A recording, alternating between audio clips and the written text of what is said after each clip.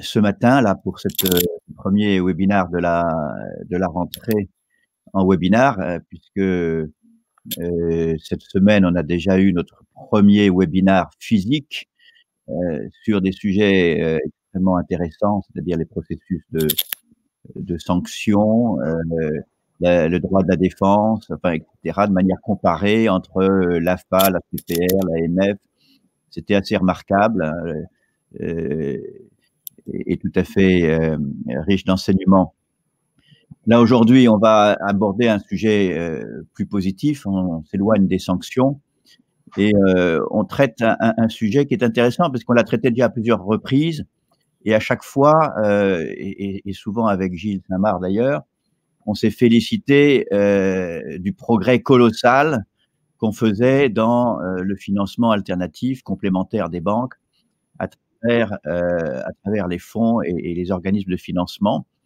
Et alors, à chaque fois qu'on pensait qu'on arrivait au fond, au bout des choses, eh bien, on trouvait des moyens, d'amélioration, du processus, hein.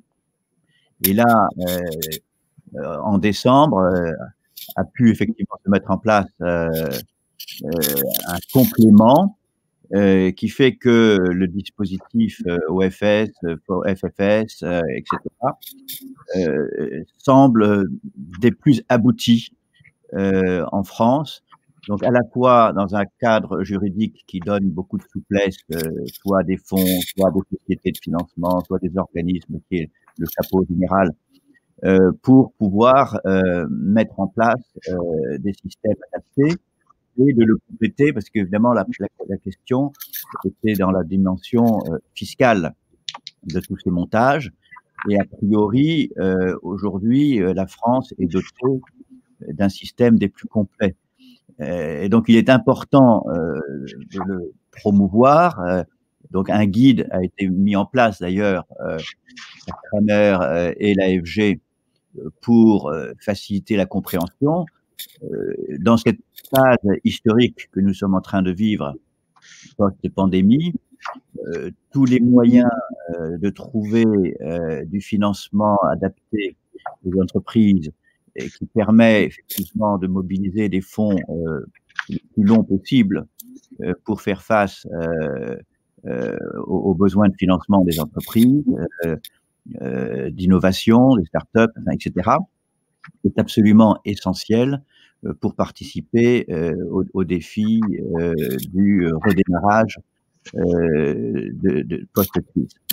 Donc merci, aux panélistes de venir, prêcher la bonne parole, hein. Il est absolument important que ce travail pédagogique, se mette en place entre, le montage juridique, la manière de faire digérer, par, les sociétés de gestion, hein, merci à Camille.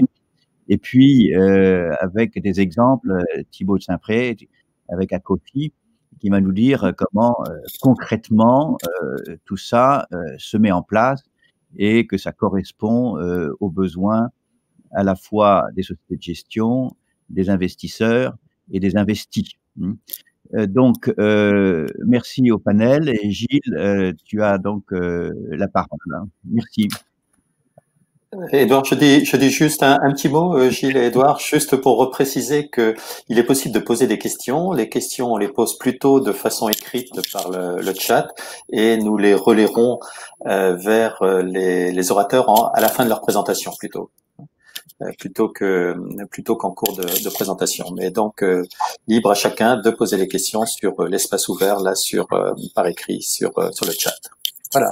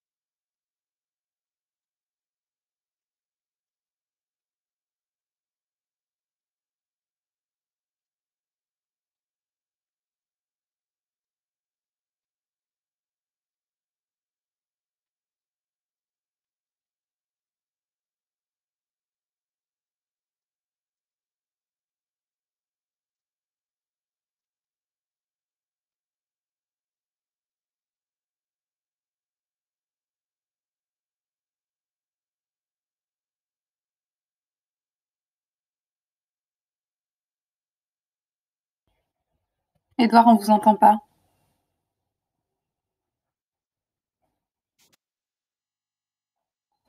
Edouard, votre micro, il est coupé. Ça y est, je remets. Bon, merci Gilles pour cette présentation très complète et très allante, hein, si on peut dire. Hein, je note en particulier le lien avec le PGE, parce que ce sera une vraie question qui sera la transformation de cette masse de garanties, hein, et il va falloir être très innovant pour voir comment ça va se transformer et qu'on va diminuer le risque de solvabilité lié à tout cela. Donc, voilà le premier corpus juridique de ces montages. Maintenant, on va aborder le deuxième corpus, qui sont les conséquences fiscales et l'accompagnement fiscal de ce montage. Donc, Camille, à vous la parole, et je vois que voilà, ça y est, le micro est on. Donc, Camille, merci pour l'analyse AFG de la vision fiscale. Hein. Merci. Merci. Bonjour à tous. Donc, je suis Camille Neveu, directrice des affaires fiscales et comptables à l'AFG. Et sans surprise, compte tenu de l'intitulé de mon poste, je vais vous parler de la fiscalité des OFS. J'ai tenté de vous faire un email. Alors, excusez-moi pour ma voix, je la perds de plus en plus, mais on va essayer de faire avec. J'ai tenté de vous faire des slides, pas toujours très simples lorsqu'il s'agit de fiscalité, pour pas que ce soit trop ennuyant. Mais bon, j'ai fait comme j'ai pu, et ça vous permettra de suivre en même temps que ce que je dis. Ce sera peut-être un peu plus simple. Est-ce que ça avance tout seul, ou c'est moi qui fais C'est vous avez les petites flèches en bas, là. Oui, pardon, autant pour moi. Pas de problème. Alors, merci. Donc, concernant les OFS, comme Gilles l'a indiqué, nous avons donc deux types de véhicules, la SFS d'un côté et la FFS de l'autre. Je vais commencer par la partie à gauche du tableau, donc les sociétés de financement spécialisé, les SFS. J'ai essayé de faire des catégories pour que ce soit plus simple à lire.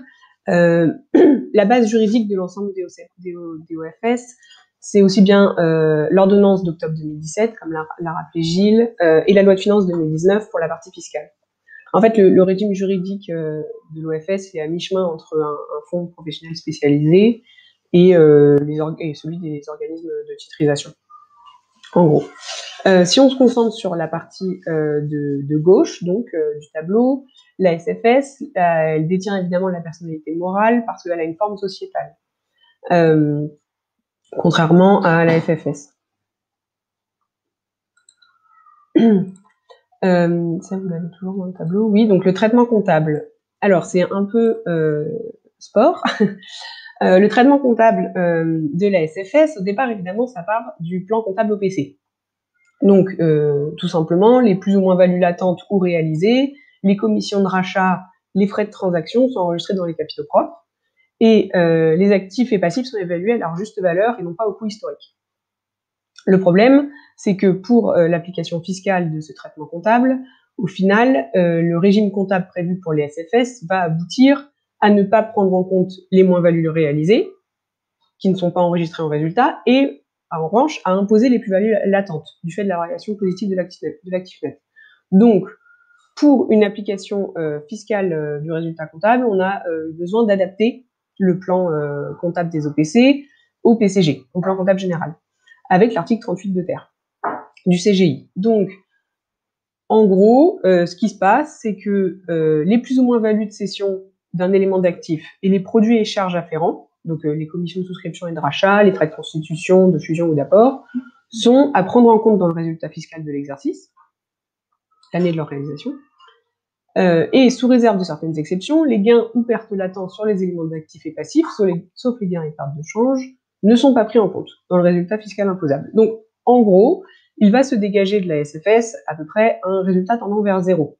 Parce qu'en fait, les revenus perçus sur les investissements vont s'imputer sur les charges qui ont été émises pour les financer, ces investissements.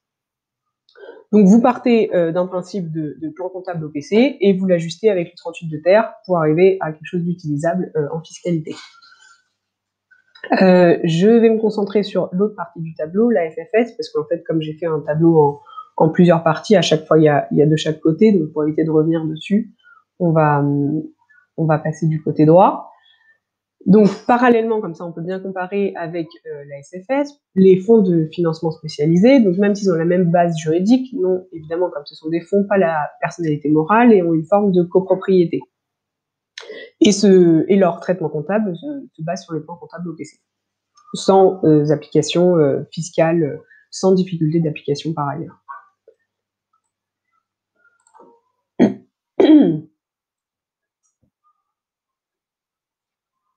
Partie 2, slide numéro 2. Le traitement fiscal en lui-même. Donc, si on s'occupe de la partie gauche, donc les SFS, elles sont évidemment assujetties à l'IS. On a deux types d'options pour le calcul de l'assiette imposable, une option full share ou une option full debt. L'option full share, c'est lorsque la SFS n'émet que des actions.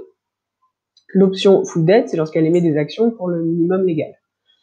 Et émet des titres de créance pour le solde. Voilà. Dans l'option full share, la base imposable à l'IS, ça correspond aux revenus financiers sans imputation des charges financières. Et dans l'option full debt, la base à l'IS, ça correspondra aux revenus financiers après imputation des charges financières sur les titres de créance. À ce moment-là, il faut faire attention, dès qu'on parle de titres de créance et de charges financières, il faut faire attention à ce qu'on appelle en droit fiscal la limite de déductibilité fiscale des intérêts de l'article 39.1.3 du CGI, avec la notion d'entreprise liée. C'est un point d'attention à avoir en tête. Pour la partie, pour la FFS, il y a une transparence ou quasi-transparence fiscale, donc elle n'est pas, donc là je suis dans la partie droite du tableau, elle n'est pas assujettie à l'IS. Et le régime fiscal est donc celui de la quasi-transparence, c'est-à-dire absence de taxation au niveau du FFS et taxation des revenus dans les mains des investisseurs lors de leur distribution et non lors de la perception des revenus par le FFS. Donc, d'où la quasi-transparence.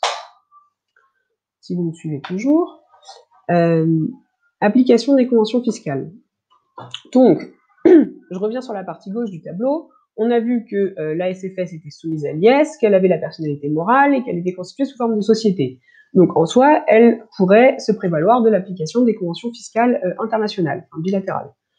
Alors, je dis bien pourrait, le conditionnel, elle pourrait en effet se prévaloir de la qualité de résident dès lors qu'elle est redevable de l'impôt sur les sociétés. Or, ce que j'ai dit dans la partie traitement comptable, c'est qu'en fait, on va aboutir à une marge taxable presque nulle. Donc, lorsque dans les conventions fiscales, il va y avoir indiqué que les fonds peuvent avoir la qualité de résident dès lors qu'ils sont redevables à l'impôt sur les sociétés, à ce moment-là, on a un souci de validation. En fait, on a un souci pour l'administration fiscale à émettre des certificats de résidence fiscale pour absence de marge taxable, justement. Et là, il y a une discussion intéressante qui a eu lieu avec l'administration fiscale et qui est toujours en cours, compte tenu de l'application du rescrit SNI, qui a accepté en fait que l'absence de marge taxable n'était pas un acte anormal de gestion, en se basant sur un arrêt du Conseil d'État de 2009. Et à cela, on peut ajouter le fait qu'en fait, ces véhicules-là sont conçus comme cela réglementairement parlant. C'est-à-dire que c'est fait comme ça. Donc, à partir de là, en ajoutant le rescrit SNI et l'arrêt du CE et le fait qu'il soit conçu comme cela de façon réglementaire, on pourrait admettre qu'il n'y a pas de souci d'acte anormal de gestion ou de problématiques liées à l'absence de marge taxable, et dans ce cas, émettre des certificats de résidence fiscaux sans problème. On n'en est pas encore là, on est toujours en discussion, donc le tableau parle de lui-même, la SFS pourrait se prévaloir de la qualité de résident, mais on a toujours un souci d'émission de certificat de résidence. Du côté... Oui, bien sûr.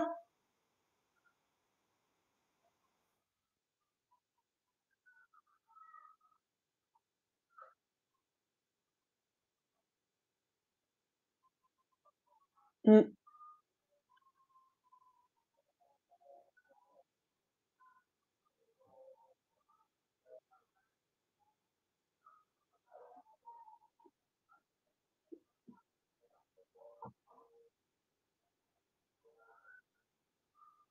Il faut qu'ils le reconnaissent. Ouais.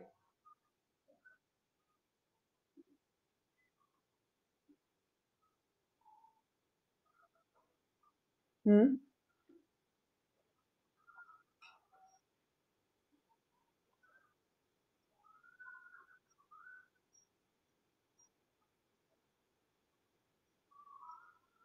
Donc oui.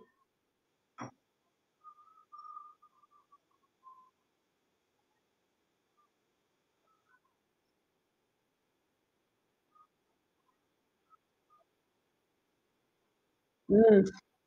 C'est le certificat. Ouais, c'est intéressant, hein. D'où tout ce sujet, tout ce bras de fer avec l'administration fiscale pour accepter le fait que le certificat de résidence fiscale devrait être accepté pour les SFS, quand bien même ces questions se posent. Les autorités étrangères en ont besoin. Du côté de la FFS, compte tenu du fait qu'il n'y ait pas de la forme, soit de la copropriété, qui n'est pas la personnalité morale, elle n'est pas assujettie à l'IS, donc elle ne peut pas bénéficier du régime des conventions fiscales de non-imposition. Slide. Parfait. Je continue sur le traitement fiscal, un peu plus précis. On s'est posé la question de la CVAE, de la C3S et de la TVA et de leur application sur les OFS. Je reste sur la partie gauche du tableau avec les SFS. Concernant la CVAE, la question a été posée de but en blanc à la DLF, qui nous a répondu en janvier 2019 en nous disant que les OFS n'étaient pas soumis à la CVAE parce que l'activité professionnelle est exercée par la société de gestion et non par les fonds. Donc il en est de même pour la partie droite du tableau avec les FFS, ne sont pas assujettis à la CVAE. Concernant la C3S et concernant partie gauche la SFS, elles sont assujetties, alors que, pour rappel, les autres véhicules d'investissement sont exonérés. Donc, on a un taux de C3S à 0,16 du chiffre d'affaires hors taxe, après abattement de 19 millions d'euros. Pour information un peu plus précise, il y a une rubrique de la SFS qui s'appelle les produits sur opération financière, et donc c'est sur ça que s'appliquerait ce 0,16% d'impôt. Après, évidemment, abattement de 19 millions. Côté FFS, elle n'est pas assujettie. Concernant la TVA, alors ça fait appel à plusieurs de vrais rebondissements en droit français. Il y a eu un arrêt de la CJUE en décembre 2015 qui indiquait déjà que tous les véhicules qui pouvaient être comparables à des OPCVM pouvaient bénéficier de l'article 261.1c F du CGI qui propose une exonération de TVA sur les activités de gestion, sauf option. Il y a eu deux lectures à cet arrêt de 2015, soit une application immédiate en droit français, ce qui était tout à fait acceptable, compte tenu de la hiérarchie des normes, soit certaines sociétés de gestion ont attendu une vraie transposition de cet arrêt en droit français. Il est venu 4 ans après, donc il fallait être patient, avec la loi de finances pour 2020 et un décret en avril 2020 qui a enfin écrit dans le marbre que les SFS et les FFS étaient désormais considérés comme présentant les caractéristiques des OPCVM et pouvaient donc bénéficier de l'exonération du 261C1F du CGI, donc exonération de la TVA sur les activités de gestion, sauf option. Donc il en est de même pour la partie droite du tableau sur les FFS. Mais on va dire que tout ça, c'était applicable déjà depuis 2015. Si c'était fait par les sociétés de gestion, il n'y avait pas de souci.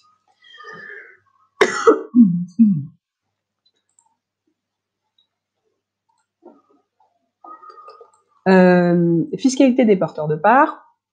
Donc, pour les résidents fiscaux de France, si on s'intéresse au SFS, lorsque l'option est full share, donc ce que j'avais indiqué au-dessus, les investisseurs personnes morales domiciliés en France seront taxés directement, ce qui n'est pas très faisable comme structuration fiscale, mais elles peuvent se prévaloir potentiellement du régime mère-fille. Dans ce cas-là, elles seront imposées sur une quote-part de frais et charges de 5%. ce qui est un peu plus acceptable. Les investisseurs personnes physiques établis en France, elles, seront soumises à la flat tax, donc au taux unique à 30%. En option full dette, ils seront taxés, les personnes morales domiciliées en France seront taxées à l'impôt normal de l'IS, et les investisseurs également, personnes physiques également à la flat tax. Il n'y a pas de retenue sur les intérêts de titres de créance émises par les OFS.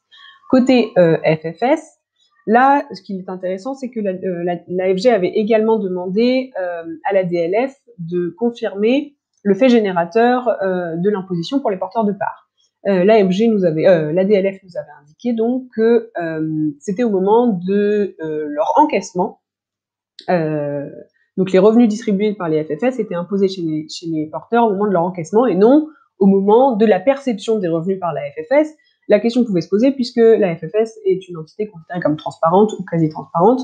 Donc la question méritait d'être posée. Excusez-moi.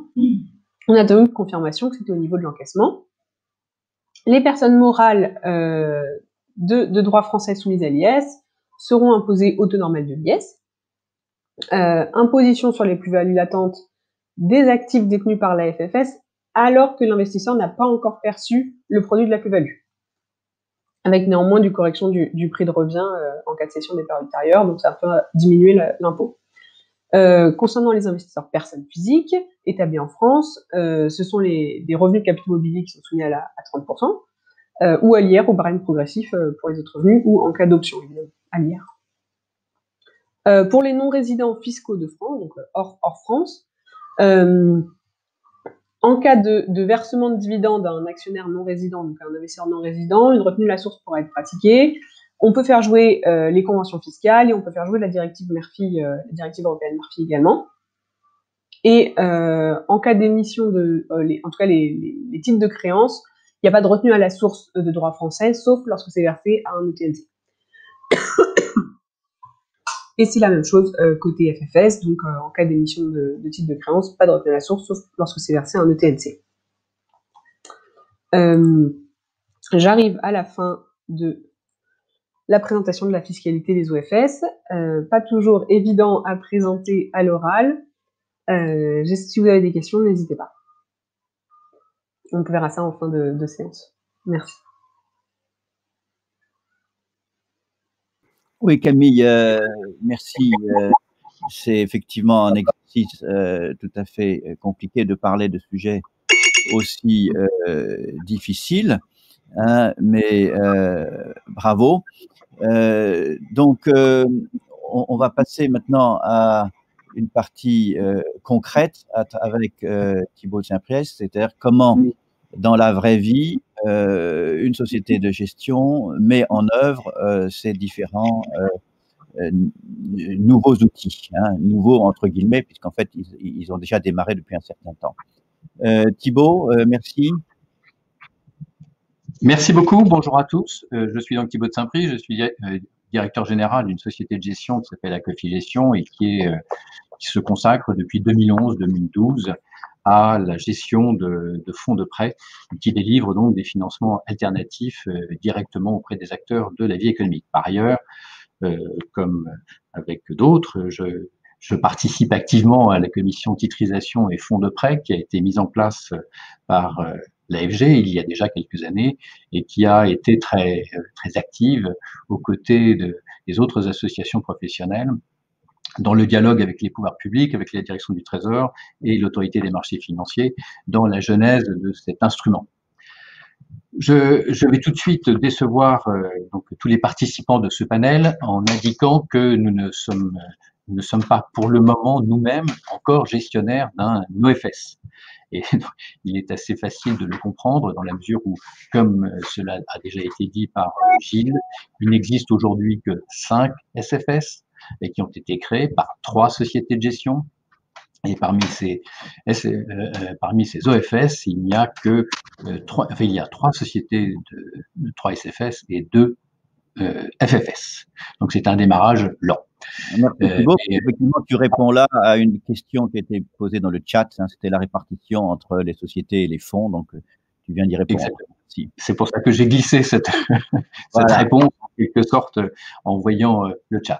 Alors d'abord, beaucoup de choses ont été dites, et fort bien dites, à la fois par Gilles et par Camille, et à dire vrai, je crains sur certains aspects de répéter un peu ce qui a été dit. Néanmoins, je voudrais essayer j'articule mon propos autour de 3 thèmes. D'abord, insister sur le fait que l'OFS est clairement un instrument bienvenu, et c'est un instrument puissant. Ça, c'est la première chose.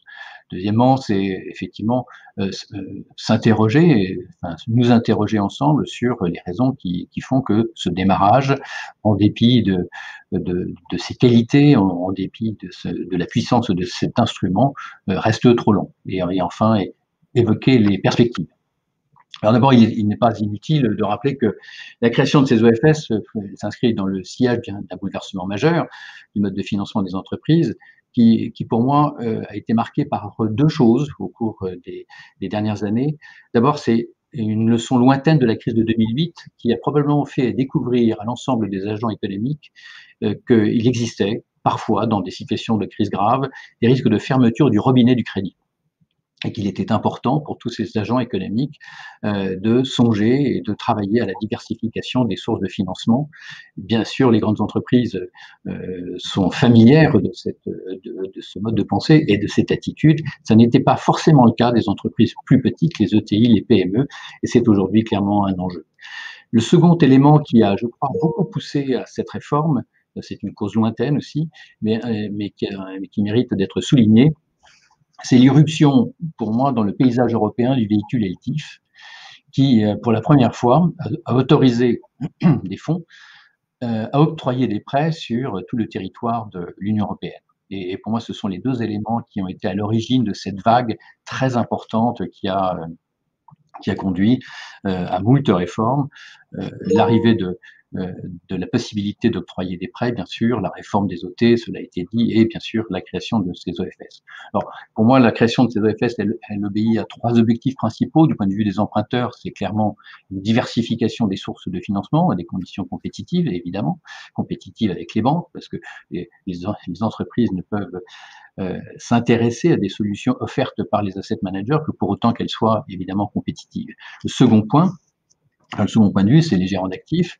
Il fallait, Gilles l'a mentionné, tirer les leçons de certaines contraintes propres notamment aux organismes de titrisation, telles la possibilité d'acquérir d'autres actifs que des créances, et de bénéficier des avantages, et en même temps, pour l'OFS, de bénéficier des avantages propres aux OT, notamment la simplicité du formalisme du transfert des créances, l'émission de titres de créances, ce qui n'est pas le cas évidemment, comme vous le savez, des FPS ou des FPCI.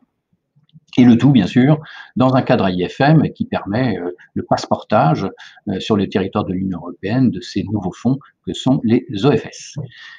Du point de vue des investisseurs professionnels, je crois que l'OFS a été conçu pour mettre à disposition un véhicule qui leur permet d'ouvrir encore davantage leur allocation de portefeuille à d'autres classes d'actifs que les instruments négociés sur les marchés liquides, en leur permettant de capter ce que l'on appelle communément la prime d'illiquidité et la prime de complexité.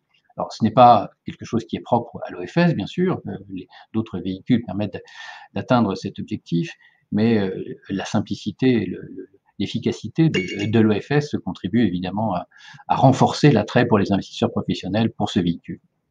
Alors, cette réforme a-t-elle délivré toutes ses promesses? Ce n'est pas encore tout à fait le cas.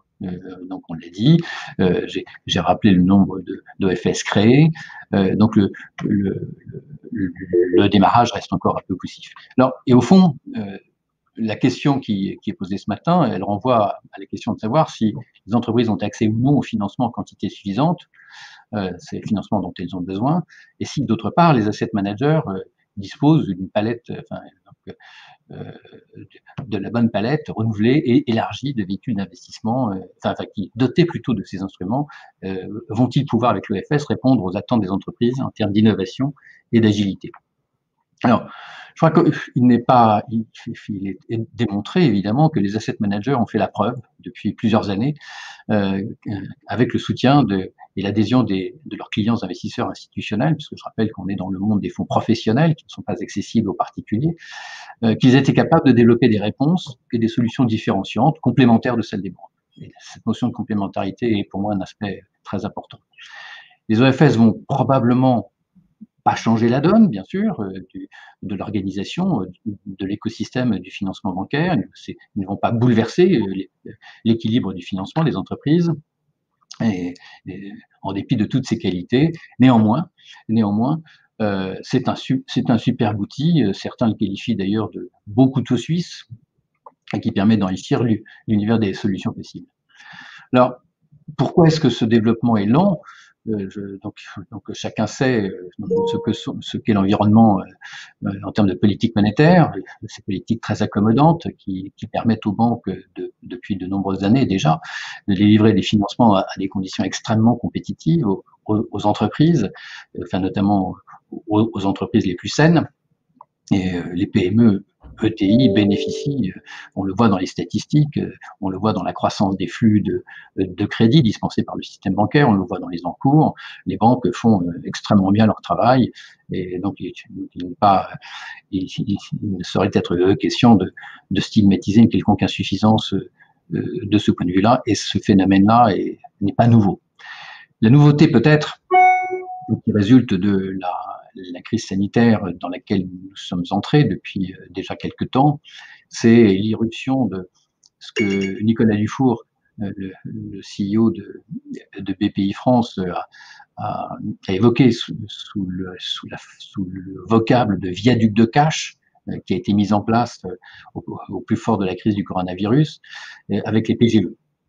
Les PGE, on le sait, c'est déjà largement plus de 120 milliards d'euros qui ont été distribués par le système bancaire en l'espace de 5 mois, c'est considérable, et ceci a créé une situation clairement dans laquelle les PME, les ETI, puisqu'on parle de ces entreprises, les grandes entreprises, enfin n'étant pas vraiment concernées par le financement par les fonds de prêt en tant que tel, ce viaduc de cash a clairement ralenti, provisoirement au moins, le besoin de financement, puisque les entreprises ont clairement trouvé auprès du système bancaire, grâce au soutien de l'État, les ressources dont elles avaient besoin. Alors ceci, évidemment, est probablement une phase très temporaire.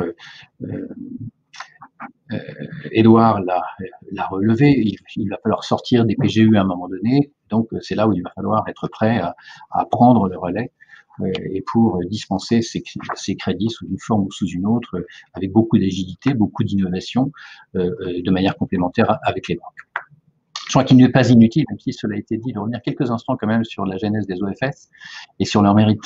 D'abord, cela a été dit, c'est le fruit d'une maturation qui s'est étendue sur plusieurs années. Elle vient de loin, cette réforme, puisqu'elle est venue... Elle a pour base au départ une réforme du Code des assurances dans le sillage de Solva II, la création des fonds de prêt en 2013, l'apparition des plateformes de financement participatif en 2014, le desserrement du crédit interentreprise, facilité par la loi Macron notamment. Et au fond, la création de ces OFS vient couronner un très long travail, un colossal travail qui a été mené à l'instigation des pouvoirs publics avec bien sûr, la direction du Trésor, je l'ai dit, l'AMF, mais aussi avec le soutien de la place et la participation très active des associations professionnelles, et donc qui a permis la naissance de ce véhicule à côté de la modernisation du statut des OT.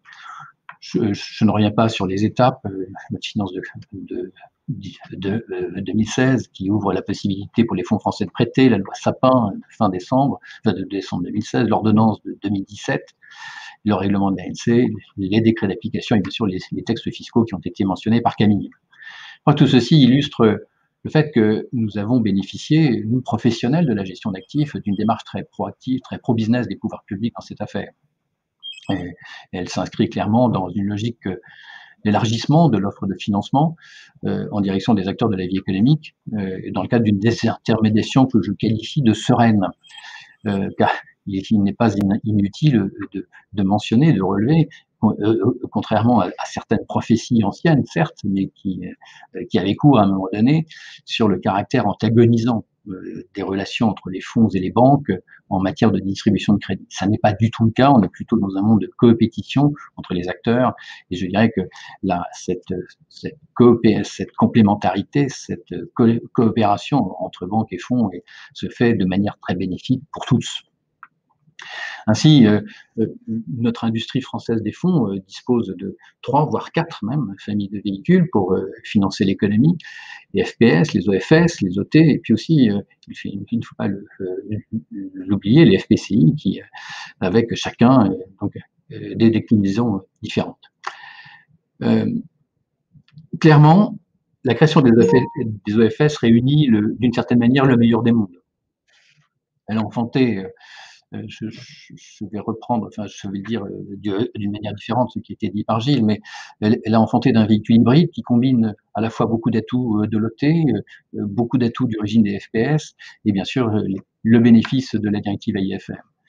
Le véhicule est donc passeportable dans l'Union européenne, et en plus il est labellisable, ce qui est important, enfin labellisable ELTIF, ce qui est important pour tous ceux qui, dans leur stratégie de conception d'offres de financement en direction des PME ETI, mais également en termes de conception de produits destinés aux investisseurs institutionnels, va permettre de déployer une stratégie de prêteur sur tout le territoire de l'Union européenne de manière efficace. L'EFS est aussi un véhicule qui peut détenir une très large palette d'instruments de dette, de capital et toutes sortes d'actifs réels. C'est vraiment le couteau suisse. Et cela a été dit, il n'est pas soumis à des règles de diversification, et même si l'OFS n'est pas le seul à pouvoir prétendre à cette dernière qualité. Et donc, on peut, avec cet instrument, à la fois financer sur le mode obligataire, on peut octroyer des prêts, on peut, cela a été dit, intervenir en sous-participation, en risque, en trésorerie, on peut détenir des actions, des titres de capital, on peut détenir des actifs, et des actifs de toute nature, des actifs immobiliers, des actifs industriels, des équipements, des stocks, etc. Et ainsi, l'OFS clairement se prête à tout type d'opération de crédit, à tout type d'opération sur créance, et bien sûr, et c'est un atout majeur par rapport à l'OT, à toutes sortes d'opérations de mobilisation des principaux postes du bilan des entreprises. Là, je veux parler des équipements industriels. Donc, c'est la possibilité de réaliser des opérations de sell and leaseback, c'est des opérations de financement de stock très innovants en combinant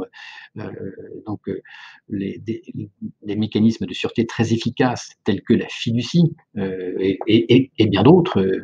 et bien d'autres outils de sécurisation, si je puis dire. Donc, il faut souligner que l'OFS n'est pas un substitut de la fiducie du tout.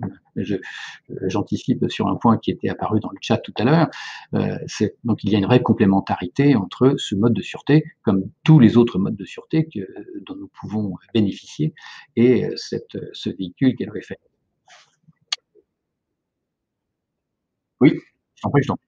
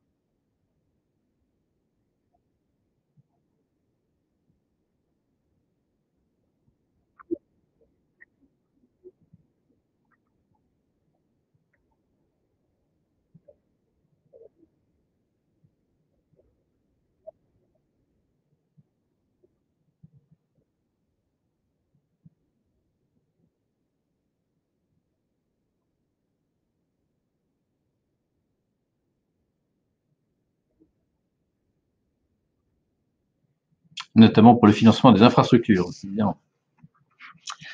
Merci. Oui, tu as raison, Gilles, d'insister là-dessus. Je ne reviens pas sur la possibilité d'émettre à la fois des parts ou des actions, des compartiments multiples, des titres de créance, obligations ou autres, etc., ce qui est un immense avantage par rapport aux FPS, qui, évidemment, eux aussi sont dans l'univers AIFM. L'octroi de prêt, c'est une évidence, je n'y insiste pas. Et bien sûr, la possibilité de bénéficier de ce label FPE, Fonds de prêt à l'économie, qui a ce mérite de permettre un traitement comptable dans le bilan des assureurs qui est intéressant. C'est le 343-10 du Code des assurances hors PRE, et c'est un élément qui entre en ligne de compte dans le choix des investisseurs. Et en fait, en synthèse, donc on a envie de se dire, c'est un véhicule, l'OFS, qui a clairement vocation à être une alternative au fonds luxembourgeois, irlandais ou hollandais, prisé par les asset managers européens dans la conception de leur offre à destination d'investisseurs hors France notamment. Il n'est pas inutile de relever qu'on revient de loin finalement quand on voit tout le parcours qui a été accompli en prenant quelques repères historiques. Le monopole bancaire et le crédit, c'était une longue exception française. Les opérations de crédit ont été très longtemps réservées aux seuls établissements de crédit et aux sociétés de financement, ce qui n'était pas le cas dans un certain nombre de pays. Les règles étaient strictes, elles relevaient d'une superposition de nombreux textes, d'interprétations jurisprudentielles, avec même des sanctions pénales à la clé d'ailleurs. Et s'il y avait quelques exceptions, les sociétés d'assurance ont toujours pu prêter depuis longtemps, et notamment, enfin, pas notamment, mais pour les prêts aux collectivités territoriales et les grandes entreprises cotées. Et au fond, tout ce qui s'est passé au cours des dernières années a fait s'estomper ces barrières, a fait s'estomper surtout les frontières entre les différents types de financement. L'évolution des besoins des entreprises, les contraintes des banques, donc on finit par être autant d'opportunités pour les gérants de fonds. Les banques ont dû, sous l'effet de Bâle III, modifier sensiblement leur process d'octroi de crédit sous la contrainte de nouveaux ratios, et de sorte que sont apparus, donc en certaines circonstances et de manière assez récurrente, que des besoins de financement spécifiques, spécialisés, pas forcément bien couverts à certains moments par l'offre bancaire, ce qui a permis aux asset managers que nous sommes, aux investisseurs institutionnels qui nous accompagnent et pour lesquels ces solutions de financement telles que l'OFS leur permettent d'aménager un accès maîtrisé à cette nouvelle classe d'actifs que constitue le prêt, de trouver des alternatives aux instruments financiers classiques. Et au fond, tout ça, enfin, dans ce paysage-là, on a vu les institutionnels, les fonds, s'intéresser à un monde au cours des dernières années qui n'était pas leur monde, en adoptant et en excellents élèves d'ailleurs. La réglementation y contraignait bien sûr, mais parce que c'était une condition de la réussite. Donc tous les standards d'intervention, la discipline, les méthodes issues du monde de la banque, et comme je le disais tout à l'heure, donc au fin pour les institutionnels, donc au travers des fonds ou en direct d'ailleurs, de capter cette prime d'illiquidité, cette prime de complexité dans un monde pour les assureurs qui est profondément modifié par la directive Solva II et qui les oblige d'une certaine manière à fuir la volatilité des instruments financiers les plus liquides. Ce qui est intéressant de souligner quand même, c'est que l'octroi de prêt, ces profondes transformations ne font quand même et tout de même pas des fonds des banques. Donc, nous pouvons agir au travers de contraintes strictes. Nous pouvons, enfin, cela a été dit, nous ne pouvons emprunter que dans des conditions extrêmement limitées pour prêter. Donc, c'est la très forte limitation de la possibilité de transformation. La possibilité de céder les prêts est limitée également lorsqu'ils sont consentis par un fonds, donc octroyés. Et c'est un point important. Et donc, ces fonds n'ont pas vocation, et les OFS pas plus que les autres, à devenir un compétiteur des banques jouant avec les mêmes possibilités. De sorte que, donc, c'est une petite incise, mais ce monde des fonds de prêt avec les OFS donc, ne modifiera pas, je le dis, la place des banques qui est appelée à rester quand même prépondérante dans le financement des PME. D'abord parce qu'il y a un effet de proximité, évidemment, mais aussi parce que ces règles sont suffisamment fortes. Bref, nous sommes dans un écosystème extrêmement complémentaire, un écosystème d'intermédiation qui a conduit le modèle de financement français à se rapprocher des marchés anglo-saxons. Je l'ai dit, nous fonctionnons avec les mêmes méthodes d'origination de prêts, les mêmes moyens d'analyse convergents. On a d'autres atouts par rapport aux banques, et tout ceci fait que lorsque les uns et les autres ont plutôt tendance à travailler ensemble que l'inverse. Alors pourquoi, c'est un point qui me semble intéressant de débattre aujourd'hui, c'est pourquoi le démarrage de ces OFS est-il plus lent qu'attendu, en dépit de cette tendance favorable au financement par les fonds. J'ai le sentiment qu'il y a plusieurs réponses qu'il faut rechercher dans plusieurs directions. La crise sanitaire que nous connaissons n'est pas la seule en cause, bien entendu, et loin de là. D'abord, je mentionnerai que les emprunteurs sont plutôt agnostiques par rapport au type de véhicules qui mettent à leur disposition des financements.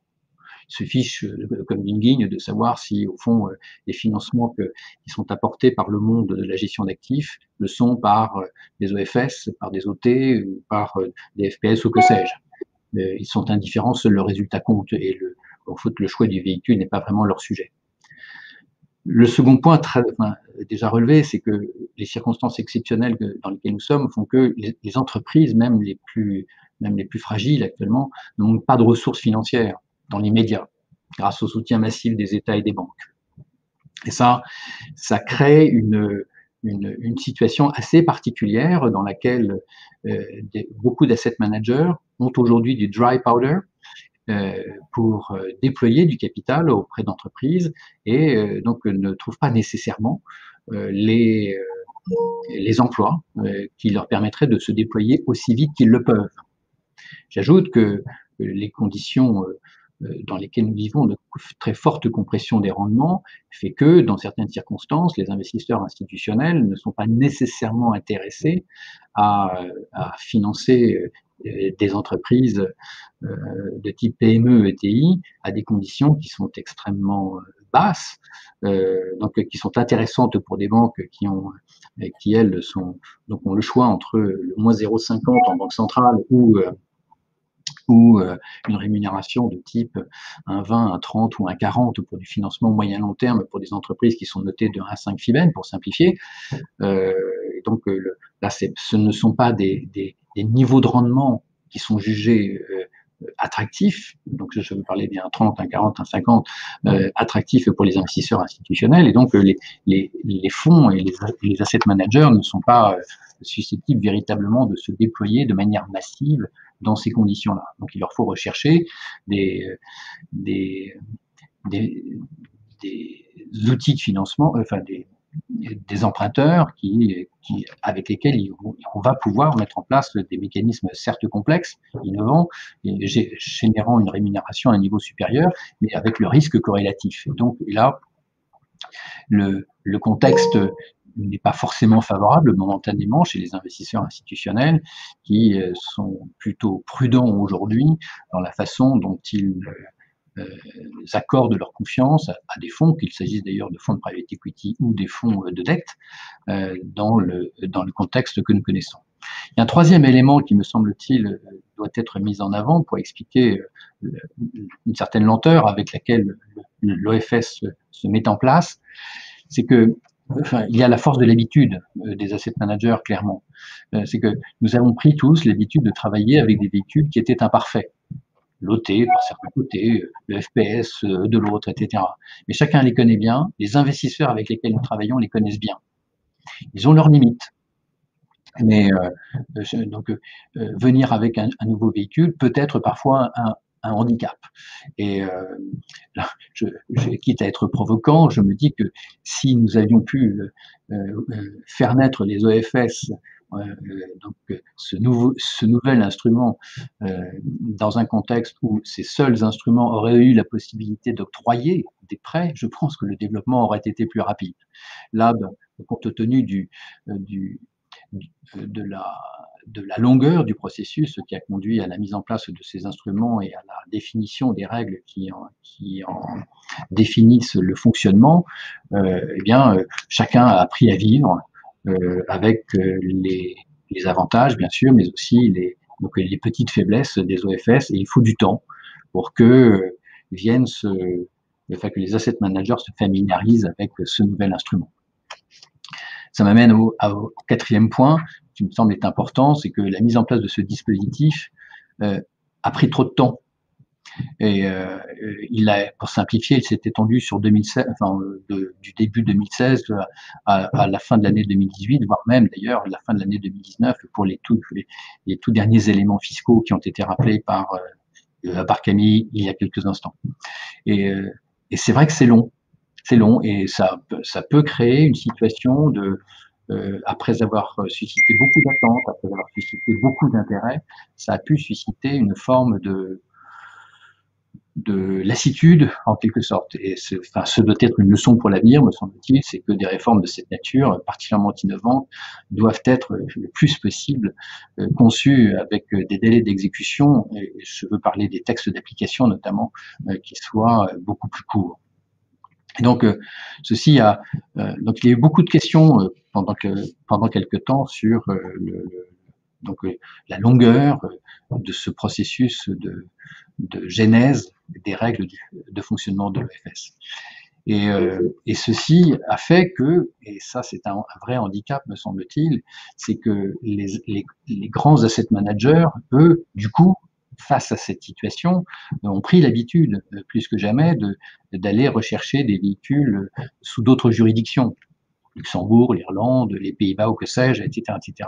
Et c'est un peu dommage que la place financière de Paris, que collectivement nous ayons été confrontés à ce délai pour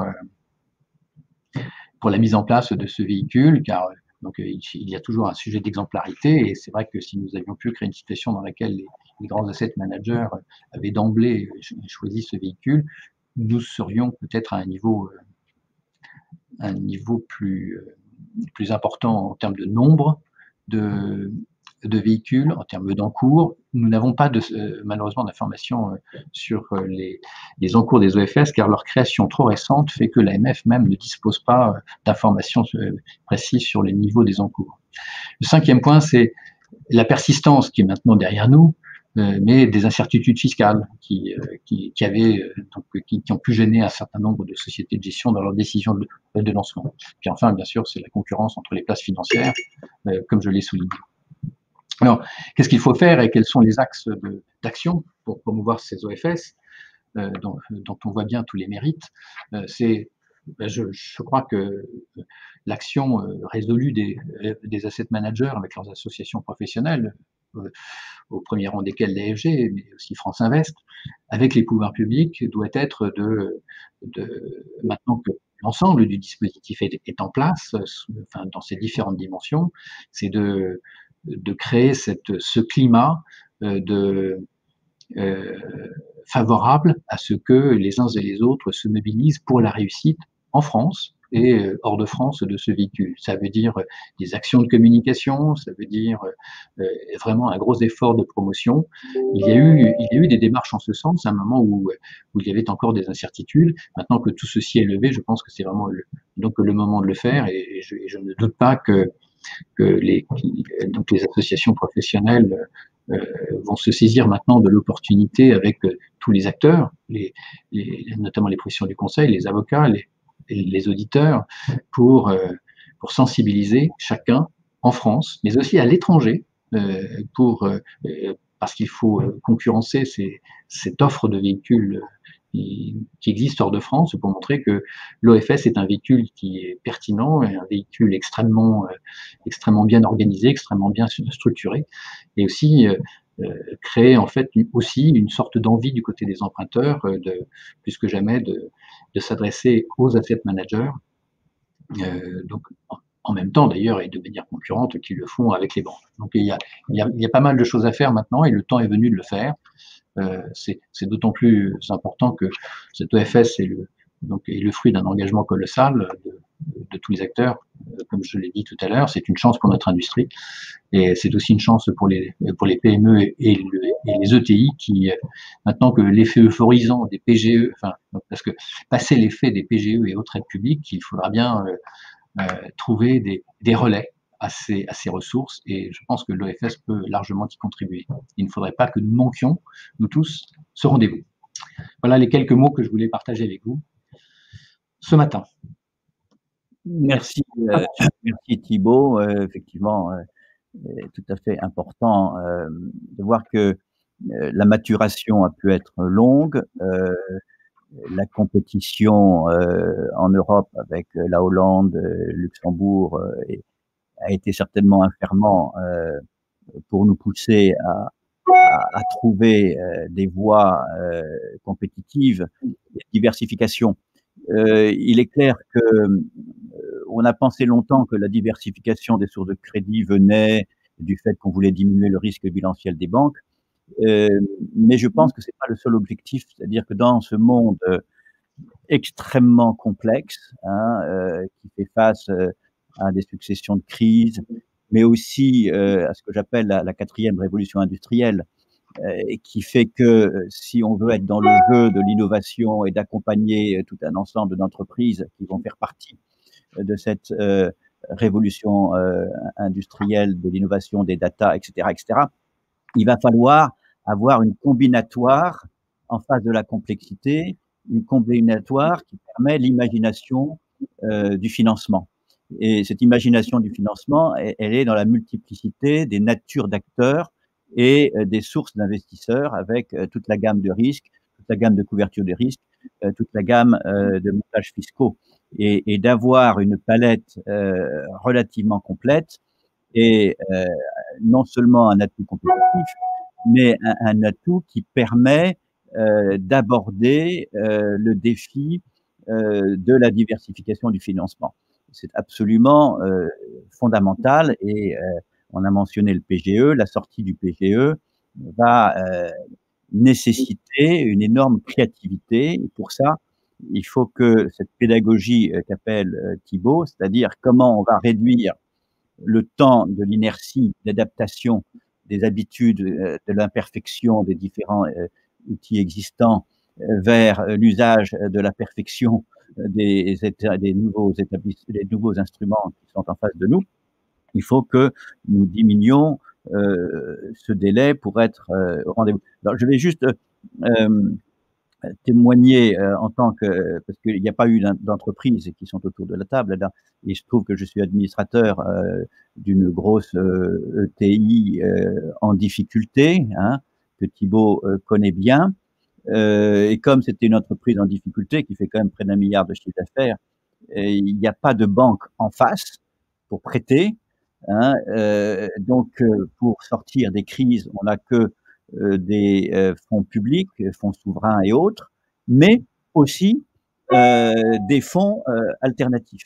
Et donc, il est extrêmement important de voir que même dans cette situation, de manière extrêmement concrète, pratique, nous avons pu vivre le bien fondé de l'arrivée des fonds pour accompagner ce genre d'entreprises qui sont certes à risque, mais en même temps, c'est la leader mondiale d'un segment de l'industrie, donc potentiellement, c'est pas comme la sidérurgie, donc c'est potentiellement une entreprise qui doit sortir de sa propre crise, et donc des fonds de ce genre sont capables de faire confiance à travers des sûretés bien calibrées. Donc Michel, si tu veux animer un petit peu avec les différents chats, il y a pas mal de questions dans le chat. Comme les panélistes les ont déjà lus, un certain nombre de réponses ont été apportées, mais s'il y a des commentaires d'ailleurs entre les panélistes et maintenant avec les auditoires, les questions sont ouvertes. Oui, il y avait plusieurs questions effectivement, mais Gilles a pris le temps pendant la session d'y répondre à l'essentiel. Il y avait une première question sur la fiducie, sur l'efficacité des OFS par rapport à une fiducie, et je crois que Gilles a répondu de façon claire. Là, je ne sais pas, Gilles, si tu veux rajouter quelques mots, mais je crois que ton propos était assez limpide là.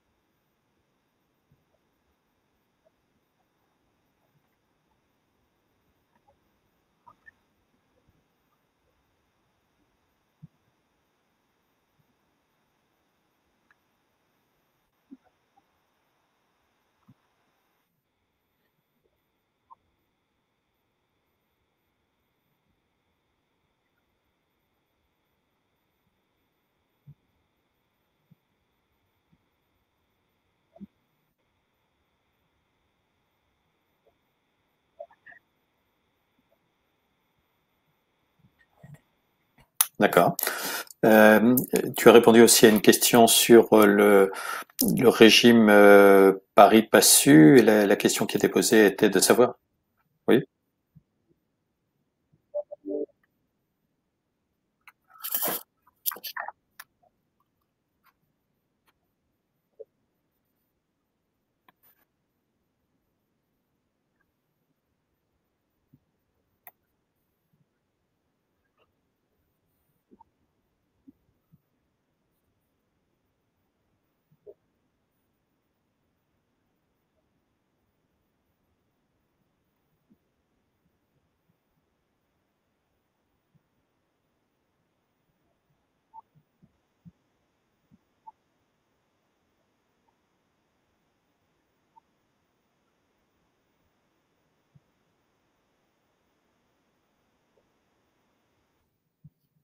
Très bien. Il y avait également, mais ça est répondu, donc j'hésite à te faire recommander là-dessus, mais il y avait une question sur l'intérêt d'une fusion éventuelle, un intérêt à fusionner les législations des organismes de titrisation et des organismes de financement spécialisés, et je crois que tu indiques que il y a un réel intérêt à maintenir cette distinction, bien sûr. C'est complémentaire. Voilà. Il y avait ensuite là peut-être une question présentée comme naïve, mais qui finalement ne l'est peut-être pas tant que ça. Une banque pourrait-elle s'instituer gestionnaire d'un OFS? Mhm.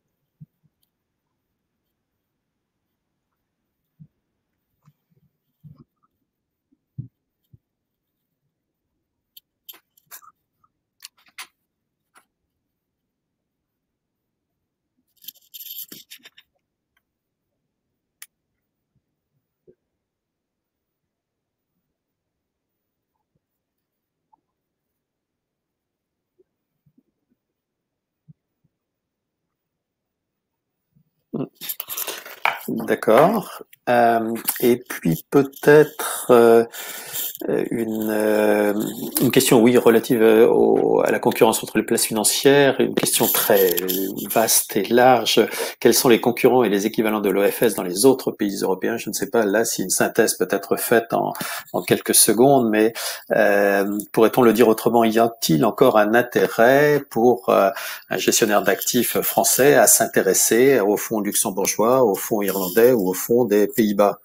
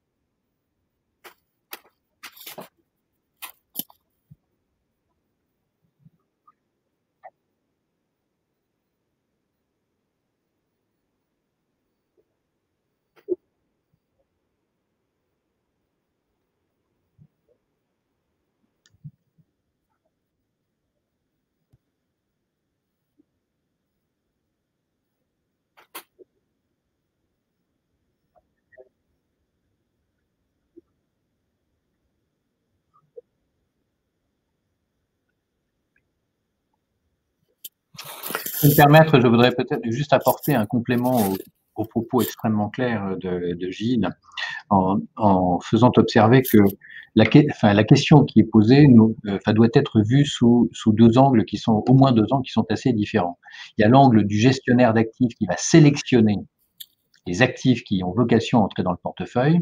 Il y a le passif, c'est-à-dire la façon dont nous allons appréhender en tant que gérant de fonds, c'était en tant que leveur de capitaux auprès de tierces personnes, donc la meilleure façon de susciter l'attrait et la réponse positive des investisseurs. Et de ce point de vue-là, enfin, il y a un principe de réalité quand même, qui est que lorsqu'on lève des fonds, notamment hors de France, on doit toujours avoir en tête que les investisseurs ont une forme d'attitude aussi à l'égard des structures qu'ils connaissent.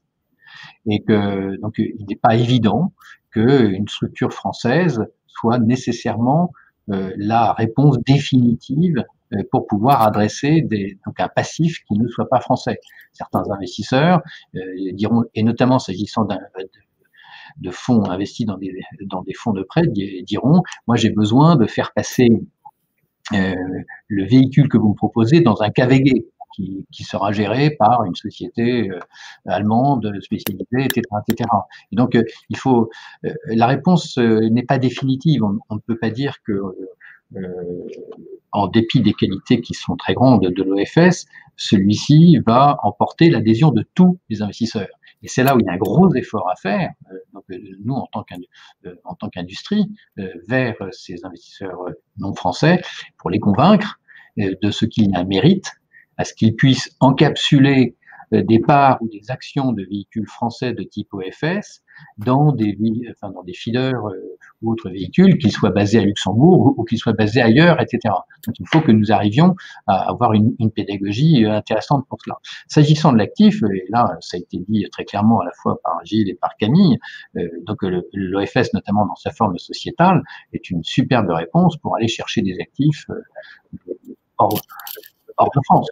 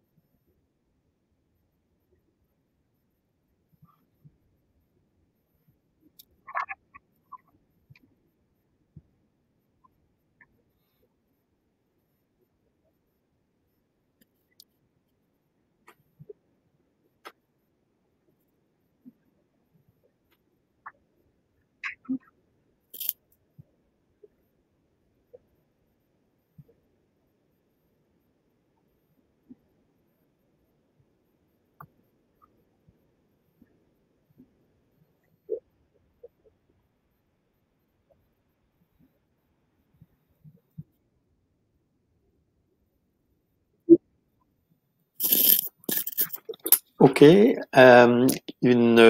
peut-être une dernière question sur que vous voyez comme moi, les obligations émises par l'OFS pourraient-elles être notées et traitées sur un marché secondaire quand bien même il y a une incitation à, à une attitude, si on peut dire, buy and hold.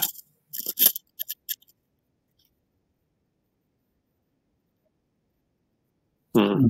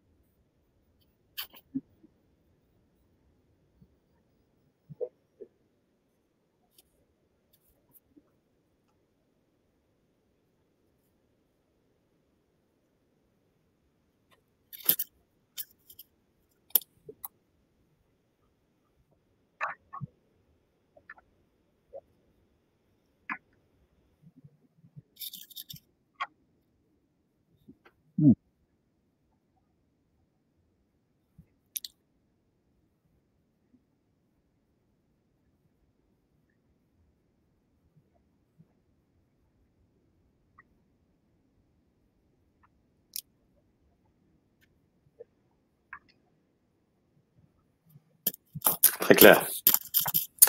Bon, je crois que Edouard, on a répondu à toutes les questions et on nous en donne acte puisqu'il y a des remerciements qui s'affichent pour les trois intervenants. Donc, Edouard, voilà, on y est sur cette session. Ouais, donc, merci. Ce que je note quand même du message des trois intervenants, c'est qu'effectivement le degré de perfection, si on peut dire, de l'outil que nous avons, lié à un temps de maturation extrêmement long et qui en augmente évidemment l'inertie. Donc le défi que nous avons, hein, c'est que demain, le besoin de ce type d'instrument alternatif est absolument criant et nécessaire. Et donc notre devoir collectif, c'est pour une fois de ne pas être complètement français, hein, c'est de savoir vendre. C'est-à-dire qu'on a un bel outil, hein, et donc on est content parce que les Français aiment bien créer des beaux outils d'une certaine manière. Ils ont quelquefois des difficultés à le faire savoir. Et donc, collectivement, et c'est un des objectifs de cet atelier aujourd'hui de l'EIFR, c'est de contribuer à cette pédagogie qui va réduire l'inertie bien compréhensible des uns et des autres pour que nous soyons au rendez-vous du défi qui attend les entreprises dans leur recherche de sources de financement. Donc, je crois que merci chacun à se mobiliser. J'ai vu que vous êtes tous très actifs, non pas uniquement dans votre entreprise, mais dans les différentes institutions de place pour à la fois concevoir ces outils et maintenant pour les promouvoir. Merci à l'AFG de participer aussi à cette promotion extrêmement active. Hein, et je pense que c'est là aussi un devoir que nous avons vis-à-vis de l'Europe dans sa compétition et à la France à l'intérieur de la concurrence qu'il peut y avoir parmi les pays membres, surtout à un moment d'extraordinairement incertitude de la manière selon laquelle nos amis de l'autre côté du Channel vont nous quitter dans un certain désordre trop bientôt. Donc merci et à bientôt à nos prochains rendez-vous de l'EIFR.